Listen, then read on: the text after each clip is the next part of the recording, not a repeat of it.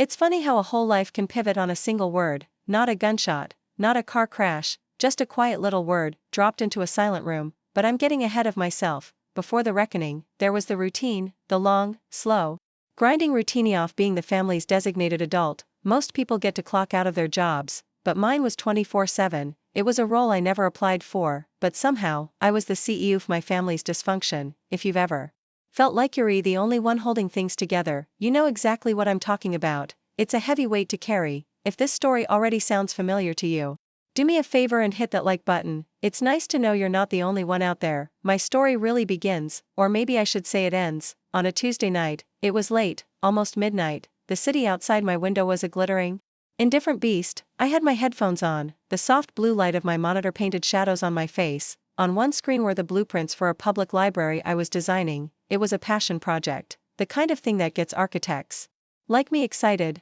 Clean lines, open spaces, a place for community. But I was behind schedule, seriously behind. On the other screen was the source of my delay, a banking website. I was on the phone, my voice low and steady, a practiced calm I'd perfected over years off dealing with customer service reps for problems that were never my own. Yes, I understand the balance is significant, I said, my eyes tracing the angry red number on the screen. It was my sister Jenna's credit card statement, maxed out. Again, I just want to confirm that if I pay this amount tonight, the late fees will be waived and the account will be considered in good standing. The voice on the other end was a cheerful drone. I listened, nodding to no one, my stomach twisting into a familiar note of resentment and resignation. Jenna was 24. She worked part-time at a boutique clothing store, a job she treated more like a social club. Her real, full-time occupation seemed to be spending money she didn't have, confident in the knowledge that her big brother, the family's talking safety net, would always be there to catch her. I ended the call, the fake pleasantries leaving a bitter taste in my mouth. Thank you for your help, I'd said. Help? I was helping them meet their quarterly bonus target. With a deep sigh that seemed to come from the soles of my feet, I navigated to my own accounts. There it was, Liam's down payment. It used to be a source of pride. Now, it was just a slush fund for my family's emergencies, which were as predictable as the seasons. I typed in the amount, my fingers feeling heavy on the keyboard. $4,253.14. I clicked confirm transfer. I watched the number in my savings account shrink, a digital representation of my own dreams receding further into the distance. The library blueprints on the other screen seemed to mock me. Who was Ito design a space for the community when my own foundation was crumbling? I leaned back, rubbing my eyes so hard I saw stars. The weight wasn't just financial, it was the crushing expectation, the silent, unstated contract that my life, my ambitions, my future, were secondary to their needs. I was 28 years old, and I was already exhausted. The next day, my phone rang. The caller ID flashed. Mom. I braced myself. My mother, Carol, had a way of making her calls feel like a summons. Her voice, when she spoke, was a cascade of bright, brittle cheerfulness. Liam, honey. How are you? She asked, but it was a rhetorical question. She didn't pause for an answer. Listen, I was just thinking about Thanksgiving. It's going to be so wonderful to have everyone home. I'm so excited. I made a non-committal noise. Yeah, Mom. Looking forward to it. Great. Now, I'm going to need you to pick up a few things on your way up. I'll text you a list, but just so you know, we'll need one of those big, free-range turkeys, not the frozen kind, and the good stuffing mix, the one from that gourmet shop. Oh, and your father was saying just love that Merlot you brought last time, maybe get 2 bottles. You know how he is. The list went on. Brussels sprouts, organic cranberries, a specific brand of artisanal cheese for the appetizer plate. Not once did she say, let me know what it costs, or, we'll pay you back. The assumption was as clear as it was suffocating. Of course Liam would handle it. He always did. I found myself agreeing in that same meek, quiet voice I always used with her. Sure, Mom. No problem. After we hung up, the silence in my apartment felt deafening. My eyes drifted to a small, silver frame on my desk. It was a picture of me and my mom, taken when I was maybe 7 or 8. We were at a county fair. I was on her shoulders, my face split in a grin of pure, unadulterated joy. She was looking up at me. And her smile, unlike the one I heard on the phone, was genuine. It reached her eyes. It was a photograph of a time I could barely remember, a time when her love didn't feel so transactional. I stared at it, a dull ache spreading through my chest. That was the woman I was still trying to please, that was the connection I was still starving for, but the woman in the photograph was gone, replaced by a voice on the phone with a grocery list, and that's how I found myself driving upstate to my childhood Home on Thanksgiving morning, my car loaded with groceries that cost more than my last utility bill. The familiar dread settled over me as I pulled into the driveway. This wasn't a homecoming, it was a clocking in for a shift I couldn't refuse. The day unfolded in a predictable pattern. I was the head chef, sous chef, and dishwasher all in one. I wrestled the 20-pound turkey into the oven, peeled a mountain of potatoes, chopped onions until my eyes watered, and tried to keep a dozen different timers straight in my head. My father, Mark, was a ghost in his own home, camped out in front of the television in the den, the sounds of a football game providing a constant, droning soundtrack to my culinary marathon. He was a master of strategic incompetence. If he never learned how to do anything, he could never be asked to help. My sister, Jenna, was physically present. At least, she was perched on a stool at the kitchen island, a permanent fixture, scrolling endlessly through her phone. Her thumb moved with a manic, rhythmic energy, flicking through images of other people's perfect lives, while I was desperately trying to manufacture one for ours. Every so often, she'd let out a little laugh or sigh at something on her screen, completely oblivious to the frantic ballet of pots and pans happening just a few feet away. Around 3 o'clock, my mother made her grand entrance into the kitchen. She floated in, wearing a cream-colored cashmere sweater, looking rested and immaculate. She surveyed the scene, the counters covered in chopping boards and mixing bowls, the steam fogging up the windows. Her brow furrowed slightly. She walked over to the stove where I was mashing the potatoes, my arm aching from the effort. "Liam, honey, you have to be more vigorous with those," she said, her tone light but edged with criticism. "They'll be lumpy. You know your father hates lumpy potatoes." I didn't look up. I was tired. My back hurt. I had been cooking for 6 hours straight. A small, bitter comment slipped out before I could stop it. "Well, I've been trying to manage the turkey, the gravy, the beans, and the stuffing all at once. A little help might have made them smoother."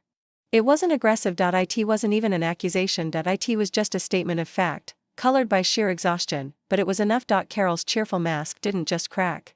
It shattered. Her face, for a split second, hardened into something ugly and unfamiliar. The manufactured warmth in her voice vanished, replaced by an icy chill. "Don't be so dramatic," she snapped. "Honestly, with all the complaining, sometimes it feels like having you here is just a burden." There it was, the word "burden." It hung in the air between us, heavy and toxic. The hum of the refrigerator suddenly seemed deafening. The commentator's voice from the TV in the other room felt a million miles away. I stopped mashing. The spoon clattered against the side of the pot. I looked up at her, my mind completely blank with shock. A burden, all the late nights, all the drained savings, all the swallowed anxieties and cancelled plans, all of it just made me a burden. I looked past her, searching for an ally, a lifeline. My sister, Jenna, hadn't even looked up from her phone, her thumb still flicking.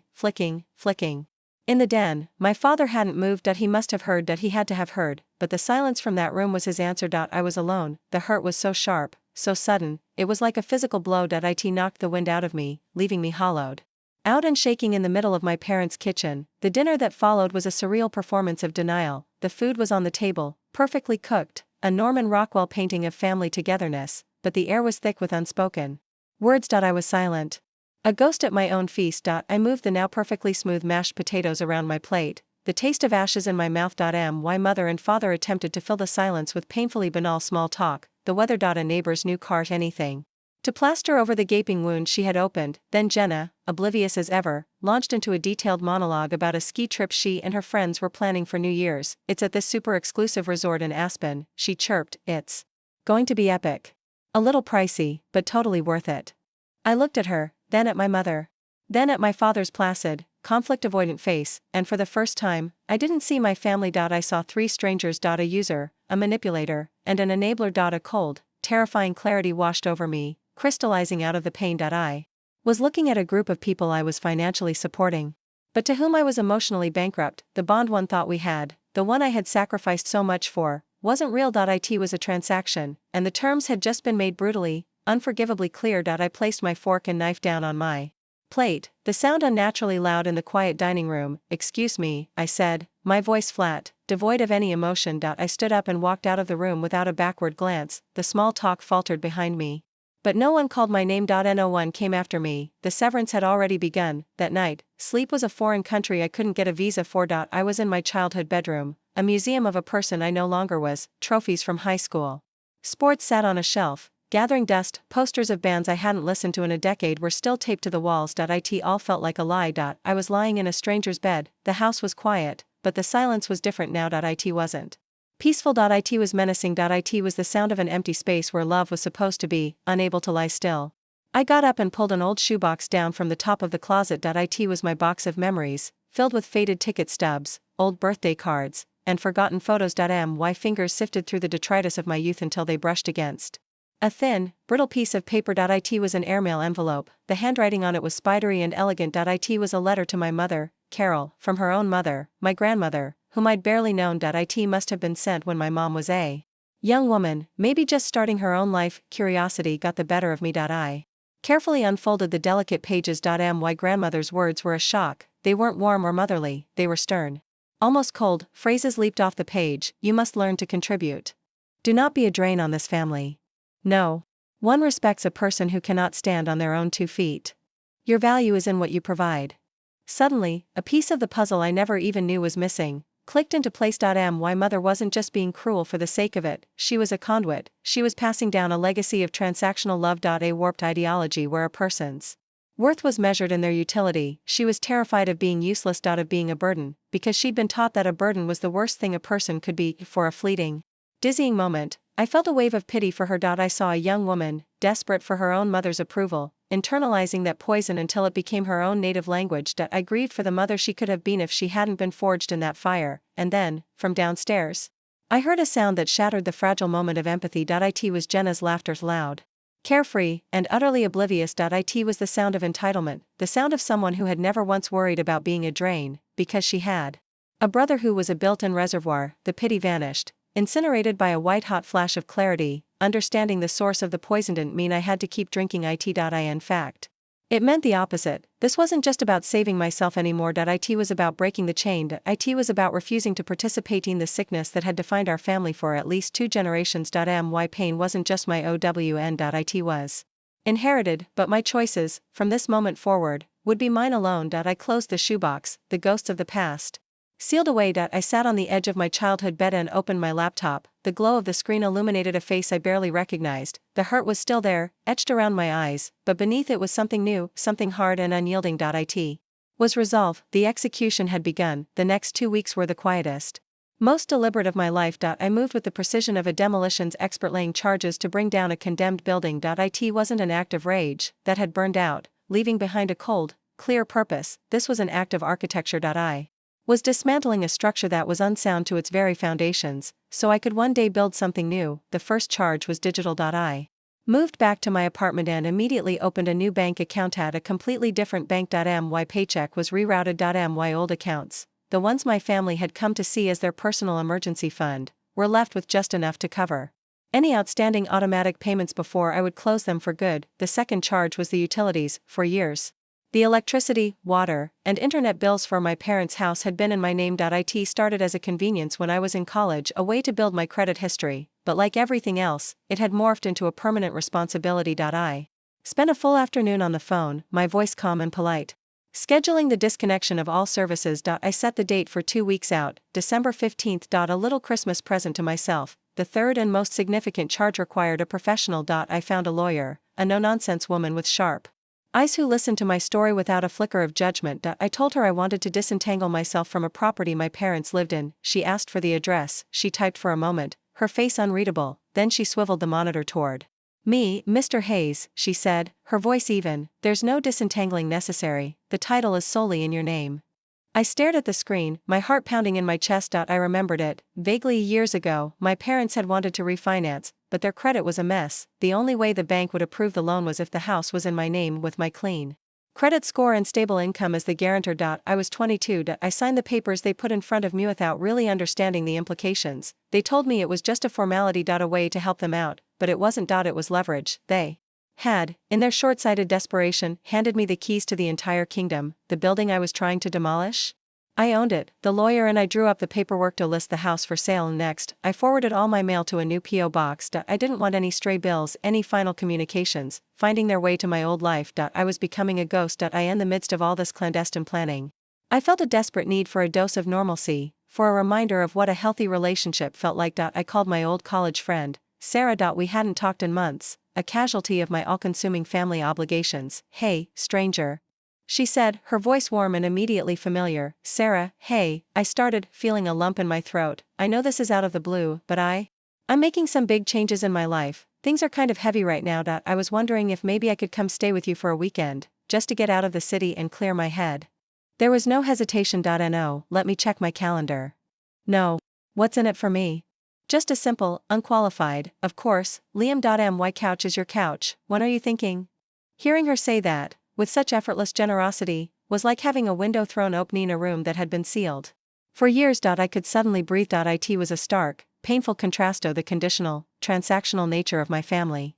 That was the moment I knew, with absolute certainty, that I had to see this through, no matter how hard it got. The world was full of people like Sarah. I just had to be brave and step out of the darkness and find them. If you've ever had a moment of clarity like that, a sudden realization that changes everything, I'd love to hear about it in the comments below. Sharing those stories, it helps remind us that we're not alone in these fights. There was one last thread I had to snip. One final test of my own hypothesis. I texted Jenna and asked her to meet me for coffee. I told her I wanted to talk. She agreed, probably assuming I was ready to discuss funding her Aspen fantasy. We met at a sterile, impersonal coffee shop halfway between my apartment and her place. She breezed in, 5 minutes late.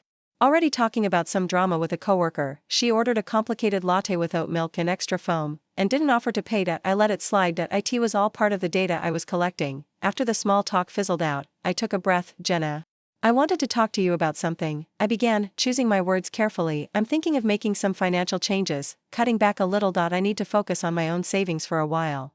I watched her face for any sign of understanding, any flicker of empathy. There was none. She laughed. A short, disbelieving bark. Come on, Liam, she said, stirring her latte. What else are you gonna spend your money on? You don't have a girlfriend, you barely go out. You're the family guy. It's what you do.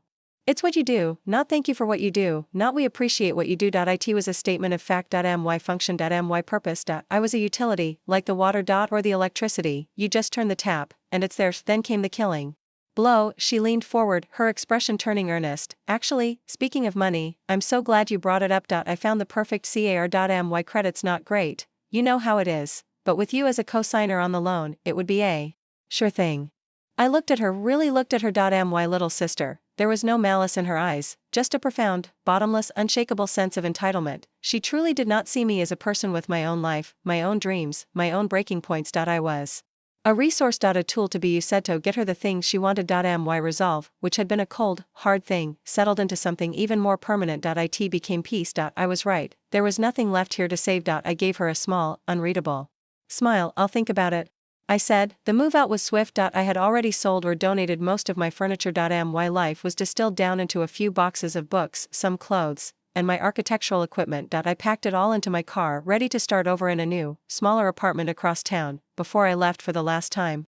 I walked through the empty rooms of my old place. It felt clean, unburdened. On the kitchen counter, I had left one thing, the silver-framed photo of me and my mother at the fair. I picked it up, tracing the outline of her younger, happier face with my thumb. I was saying goodbye not to the woman who called me a burden, but to the memory of the mother I had spent my entire life trying to win back. I was letting go of the hope that she would ever appear again. With a final sense of profound, aching sadness, I placed the frame back on the counter, face down. I walked out the door and didn't look back. I in the car, before I even started the engine, I pulled out my phone. I went to my contacts. Mom.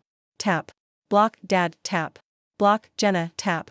Block. A small notification confirmed each action. A series of digital guillotines, severing the last connections. As I pulled away from the curb, a single tear, hot and unexpected, rolled down my cheek. I wasn't sure if it was for the family I had lost, or the freedom I had just found. Maybe it was for both. For the first 2 weeks, the silence was absolute. It was a strange, unnerving peace. Every time my phone buzzed with a text from Sarah, or an email from work, my stomach would lurch. A conditioned reflex from a lifetime of anticipating the next crisis. But the crisis never came. The silence was the sound of my own life, uninterrupted. Then, on the morning of December 15th, the dam broke. I didn't experience it firsthand, of course. I saw it through the digital window of my new, untainted phone. I had set up a system with my lawyer. She would forward me screenshots of any truly critical communications, just so I was aware. That morning, my phone lit up with a string of texts from her. They were screenshots of messages sent to my old deactivated number. It was like watching a shipwreck from a lighthouse on a distant shore. The first few messages were from Jenna. They started as confused, then quickly turned angry. Jenna said, "Hey, my Netflix isn't working. Did you change the password?" Then she texted, Liam, what the hell, the internet is out. And again, she wrote, answer your phone. The power is off. The whole house is dark. Mom is freaking out.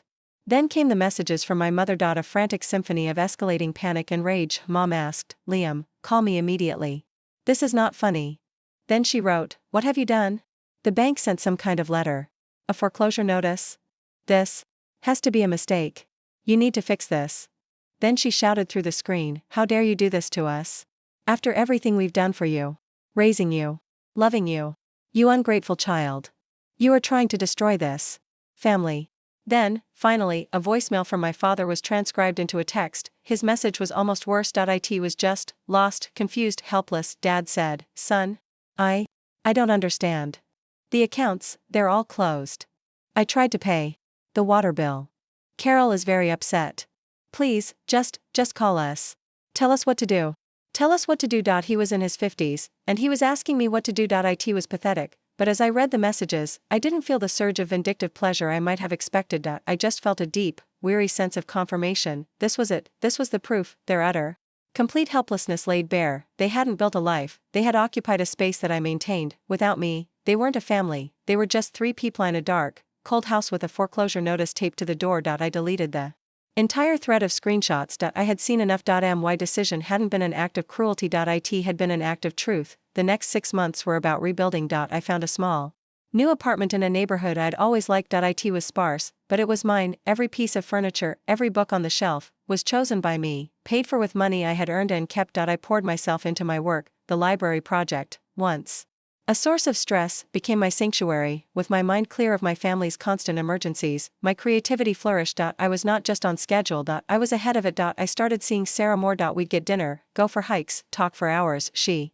never asked for anything, she was just my friend. It was a revelation. Slowly, cautiously, I was building a new foundation. Then, one Saturday afternoon, there was a knock on my door. It was a heavy, insistent knock that sent a jolt of anxiety through me. I wasn't expecting anyone. I looked through the peephole and my blood ran cold. It was my mother. She looked diminished. 6 months had aged her 6 years. Her hair wasn't perfectly coiffed. Her clothes, while still expensive, looked tired. The arrogant confidence was gone, replaced by a brittle, hollowed-out look in her eyes. I almost didn't open the door. Part of me, the old, scared Liam, wanted to pretend I wasn't home, but the new Liam, the one who had methodically dismantled his own prison, knew he had to face this. This was the final test. I opened the door. She just stared at me for a moment, and then her face crumpled. Real tears, not the crocodile tears I'd seen before, streamed down her cheeks. Liam, she whispered, her voice cracking. Oh, Liam.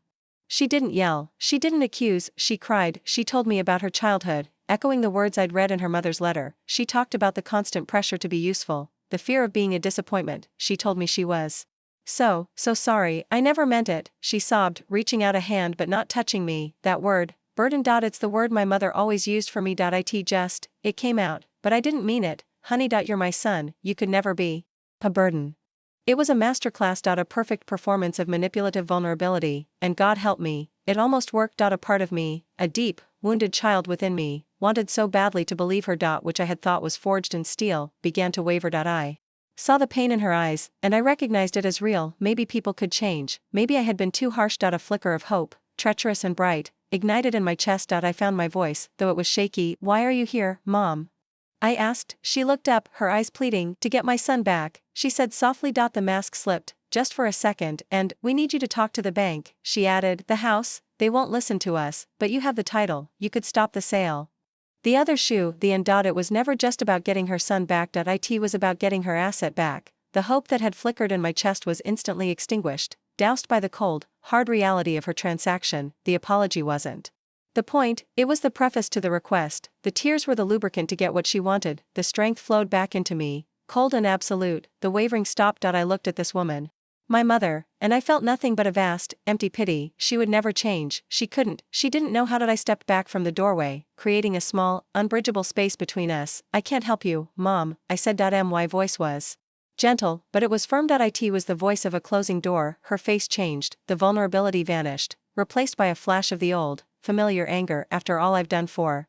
She started. No, I said, cutting her off, not with anger, but with finality. I can't help you.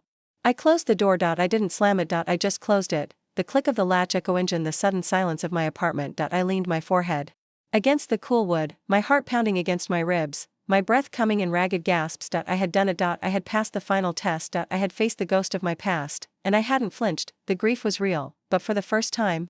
So was the peace. A year can change everything. It's a cliche because it's true. A year after I closed that door, I was sitting on a park bench, the autumn sun warm on my face, the air was crisp, smelling of fallen leaves and distant wood smoke. Beside me, Sarah was telling a funny story about a disastrous date she'd been on, and I was laughing. A real, deep belly laugh, the kind of laugh I didn't think I was capable of anymore. The tension that had lived in my shoulders for a decade was gone. I looked lighter. I felt lighter. So anyway, she said, finishing her story, I think I'm just going to be single forever and become a crazy dog lady. I grinned. There are worse fates. I took a sip of my coffee. Speaking of which, I was talking to a mortgage broker yesterday. Sarah's eyes lit up. Liam. No way. For real? For real, I said, and the words felt solid. Real, it's time. I'm finally saving for my own house. A small one. Maybe with a little yard for a crazy dog. We both smiled at that. It was a future I could actually see. A future I was building, brick by brick. Just then, my phone buzzed in my pocket. I pulled it out. The screen read, unknown number. For a fraction of a second, a ghost of the old anxiety flickered through me. A jolt of adrenaline. A phantom limb of the old trauma, still twitching. Who was it? What did they want? What new crisis was about to erupt? But it was just a flicker. A scar, not a wound. I pressed the red decline button without a second thought. I didn't need to know. I didn't want to know. My finger moved to the power button on the side, and I pushed it. The screen went dark. I slipped the phone back into my pocket. A silent final act off, choosing my peace over their chaos. I turned back to Sarah, back to the sunlight, back to the conversation. I was fully present. Here in my new life. It wasn't a loud, triumphant victory. There were no parades. It was just this. A quiet afternoon in a park with a good friend. An ordinary, simple, and hard-won peace. Justice, I had learned, wasn't about getting revenge. It was about reclaiming your right to a future, to your own quiet park bench in the sun. And that's my story. It's not a fairy tale ending where everyone learns a lesson and hugs it out. It's a real ending, with scars and quiet moments. It's mine. If you stuck with me this far, through all the painful details, thank you. It means a lot. If my journey resonated with you, consider subscribing for more stories about finding your own peace, one difficult decision at a time.